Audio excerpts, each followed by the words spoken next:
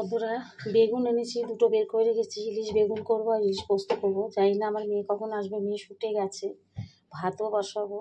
তো আমি মাছ এনেছি, তোমাদেরকে দেখাচ্ছি, ঠিক আছে? ইলিশ মাছ নিয়ে এসেছি। বাঘাজাতে আমি গিয়েছিলাম, পলিসি বাজারে গিয়েছিলাম, কিন্তু পলিসি বাজারে আমি খুঁজে মানে মাছের বাজার তখন খোলেনি,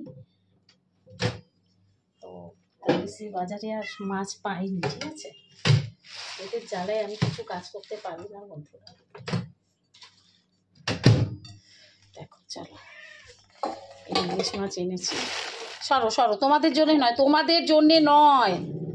দেখো বন্ধুরা, মাছটা আমি কতখানি এনেছি তোমরা শুধু দেখো। তারপর এখানে ঢালি,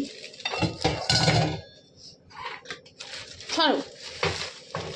ইলিশ মাছটা এদের জন্য না আমি ধুতেও মনে হয় পারবো না, জানো বন্ধুরা। দেখো দেখো দেখো দেখো, আমি মাছ কি খুলবো? এদের জ্বালাতে আমি মাছ কিছুই খুলতে পারবো না। এই তোরা বেরো, তোমাদের জন্য আনিনি এটা। ওদের সবাইকে তাড়িয়েছি, দেখো কেমন বসে আছে, কেমন বসে আছে তোমরা দেখো। আমি আর একটা নতুন ব্লগ আবার শুরু করলাম। মাছটা কিনেছি টেবলা, এটা ইলিশ মাছ বন্ধুরা। বাঘাযতীন বাজারে আবার গেলাম, গিয়ে নিয়ে এলাম। পলিসিতে পাইনি সেই বাজারটা। মেয়ে বলেছি ইলিশ মাছ খাবে, ওই জন্য আমি ওর জন্য এখন আমি ইলিশ মাছ আনবে, নয়তো মটন আনবে। দেখো তোমরা দেখো, এই তোরা যা, তোরা যা, জ্বালাস না, জ্বালাস না। দেখো ইলিশ মাছের বড় পিসগুলো তোমার দেখাচ্ছে। দেখো এই মাছটা সেই হয়েছে। শোনা শোনা, যাও চলে যাও, চলে যাও। প্রচুর জ্বালাচ্ছে এরা, প্রচুর জ্বালাচ্ছে বন্ধুরা। দেখো মাছ ঠিক আছে, দেখো ঠিক আছে। দেখো কতগুলো মাছ হয়েছে দেখতে পাচ্ছ, 1.5 কিলো প্রায় ওজন মাছটা। তোমরা দেখে বুঝতেই পারছো মাছটা কীরকম দাম হবে। 2000 টাকা কিলো, 1800 করে এনেছি। উফ ভগবান, মাছের পিসগুলো দেখো। ইলিশ মাছ প্রথমে এত বড় বড় করে ফেলছিল, আমি বললাম একটু পাতলা করো, তাহলে আমার ভাজতে সুবিধা হবে। দেখে আমার মেয়ে আসুক, আমি ধুয়ে তো রাখি। ইলিশ মাছের মাথাও আছে, লেজাটা এই বলছে আর পিস করবো লেজাটা। আমি না নেই, লেজাটা আর কি পিস করবে তুমি? ইলিশ মাছ এত ছোটো ছোটো খেতে ভালো লাগে না, অনেক হয়েছে দেখেছো বন্ধুরা। 1টা 2টো 3টে, উফ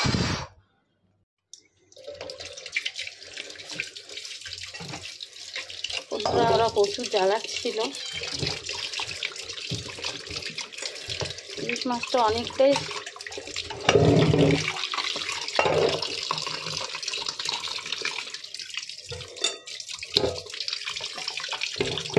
এদের জন্য না আমি কিছু করতে পারছি না, কি করে রানি করে জানি না। এই মাছ ফাছের ব্যাপারগুলো না আপনার তো প্রচুর অসুবিধা হয়ে যাবে।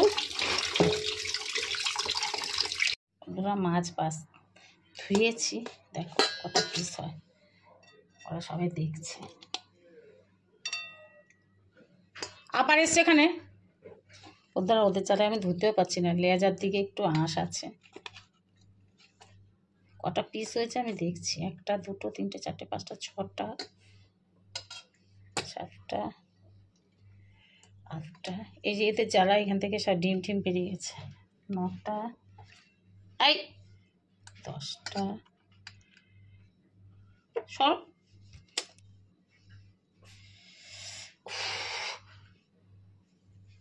প্রচুর ডিস্টার্ব করছে বন্ধুরা। 11টা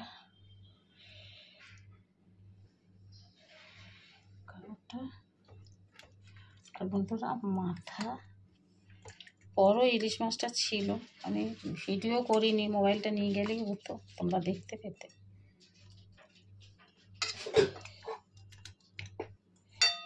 ওরা সবাই বসে আছে, বকেছি বলে বসে আছে, কেউ মাছের কাছে আসেনি। এও বসে আছে। দুষ্ট হচ্ছে ছোটটা, এই যে দেখো না, এইটা বেশি লোভ এইটার।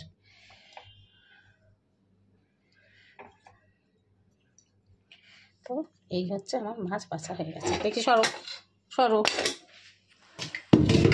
ঢেকে রাখি।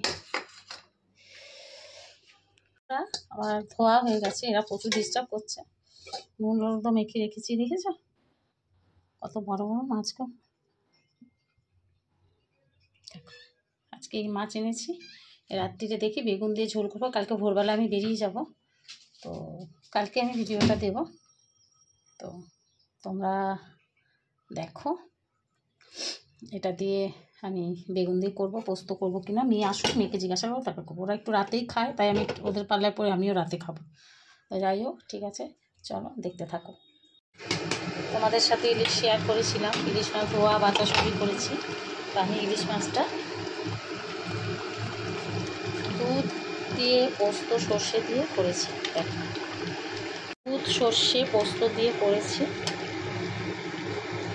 মাছটা আমি ইলিশ মাছটা 5 পিস ভেজেছি, কারণ 5 পিসই 3 জনে খাবো। বাকিটা আমি কালকে বাড়িতে নিয়ে যাব, কারণ আমার মেয়ে থাকবে না, আমার মেয়ে চলে যাবে।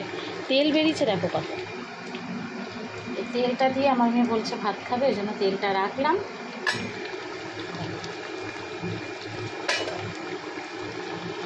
রেসিপি শেষ। কেমন লাগলো তোমরা জানাবে। দেখবে ইলিশের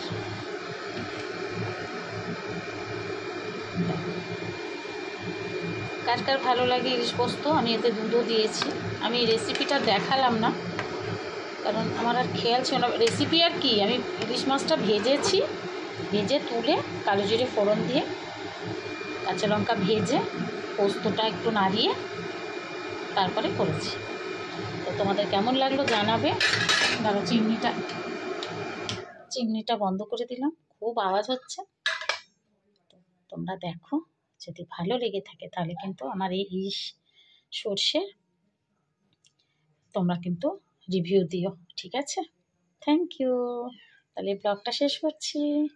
এই ব্লগ বানানো সেভাবে আর হচ্ছে না, তার কারণ জেরি চিঙ্কু আছে, বা আমি তাড়াহুড়ো করে সব করি, পার্লারে যাই।